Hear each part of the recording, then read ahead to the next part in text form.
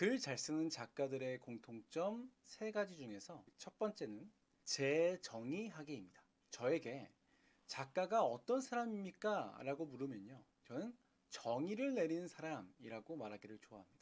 작가는 자신이 내린 재정의의 규정 안에 독자들을 두고서 독자들이 즐기도록 합니다. 독자는 그걸 비판적으로 보든 동의하든 재인용하든 자유로운 사람들이겠죠.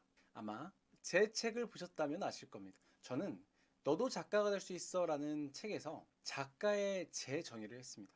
작가란 독자가 있는 글을 꾸준히 쓰는 사람이라고 말이죠. 신춘문예나 공모전에서 꼭 등단을 해야만이 작가인 시대는 이제 더 이상 아닙니다. 누구나 독자를 갈 수 있는 온라인 플랫폼을 무료로 사용해서 글을 공유할 수 있는 세상이 왔기 때문이죠.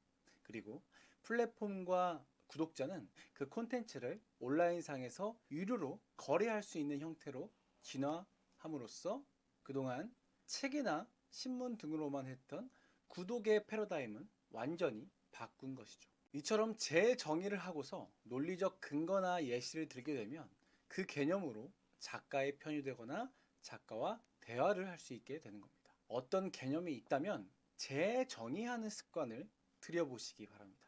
두 번째는 사전 찾기입니다. 정말 네이버 사전이라는 어플은요, 혁명이라고 저는 생각해요. 이 어플이 스마트폰 바탕화면에 가장 잘 보이는 자리에 배치되어서 자주 클릭하는 사람, 그런 사람은요, 어휘력, 표현력, 문해력이 좋아질 수밖에 없습니다.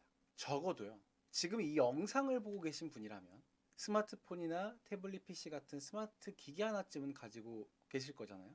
자, 종이 국어 사전도 아주 좋지만 사전 어플을 한번 사용해 보세요. 중요한 건 사전 어플을 수시로 찾아본다는 데 있습니다. 스마트폰을 생산적으로만 사용한다면 그보다 더 좋은 도구는 없다고 생각합니다. 사전을 사용할 때요, 모르는 단어만 찾는 게 아닙니다. 헷갈리는 단어, 아니 아는 단어라도 한 번 더 찾아보고요. TV를 보거나 드라마를 보거나 예능을 볼 때 새롭게 알게 된 단어, 책을 보거나 할 때도 마찬가지겠죠. 수시로 찾아보는 습관을 들이는 거예요. 그 단어의 어원이나 유래를 찾아보면 정말 재밌습니다. 일단 내가 재밌어요. 써먹을 것도 많고요. 또 우리말은 한자어가 많기 때문에 파자를 한번 해봐요. 파자는 뭐냐면 예를 들어 이런 거죠. 문학 장르로서 시라고 하면 초등학생 다 아는 단어죠. 근데 시라는 단어를 파자해 보면요, 말씀 언자에 절사자를 쓰겠죠. 말씀으로 지은 절. 이렇게 말할 때 훨씬 풍성해지지 않나요? 그러니까 다 아는 단어라도 한자어라면 이렇게 파자를 해보는 거예요. 뭐 예를 들어서 매력이라고 하면 매자가 도깨비 매자다, 힘 역자다, 이렇게 하면 도깨비의 힘, 재밌잖아요. 그죠? 뭔가 그냥 매력이라고 했을 때보다 스토리가 생기지 않나요? 더 말할 거리가 생기지 않나요? 연상할 수 있는 거리를 던져주지 않나요?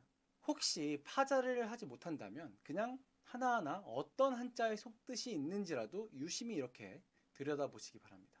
비슷한 말, 반대말, 예문이 정말 잘 나오고요. 요즘은 오픈 사전이나 뭐 우리말 샘이라고 해서 신조어까지도 다룹니다. 글쓰기를 잘하고 싶다고 말은 하면서 사전을 찾을 생각을 하지 않는 사람은 저는 표리부동한 사람이다 라고 생각합니다. 방금 이 표리부동 이 단어도 확인차 네이버 사전을 찾아보았습니다. 여러분, 이건 강박까지는 아니어도요, 습관이 되면 손해볼 게 전혀 없는 아주 생산적인 작가의 루틴으로 오늘부터 시작하시길 강력히 권장드립니다. 세 번째는요, 피드백의 마음 열기입니다. 옛날 중국 속담에 이런 말이 있다고 해요. 평가를 거부하지는 마라. 그 평가가 사실이 아니라면 무시해라. 그 평가가 공정하지 않더라도 화내지 마라. 그 평가가 무지에서 비롯된 것이라면 웃어라. 그 평가가 옳다면 그 평가로부터 배워라. 평가를 받으면 어쩐지 상처를 받거나 방어적이 될 수밖에 없죠. 이제 막 글쓰기를 시작하는 초보자라면 더 위축되기가 쉬울 겁니다. 평가가 두려워서 글쓰기가 어려운 건 글을 잘 쓰는 대가들이라고 피해갈 수는 없는 인간 본성과 같은 심리겠죠. 하지만 그럼에도 불구하고 꿋꿋이 글을 쓰는 작가들은 어떤 비결이 있는 걸까요?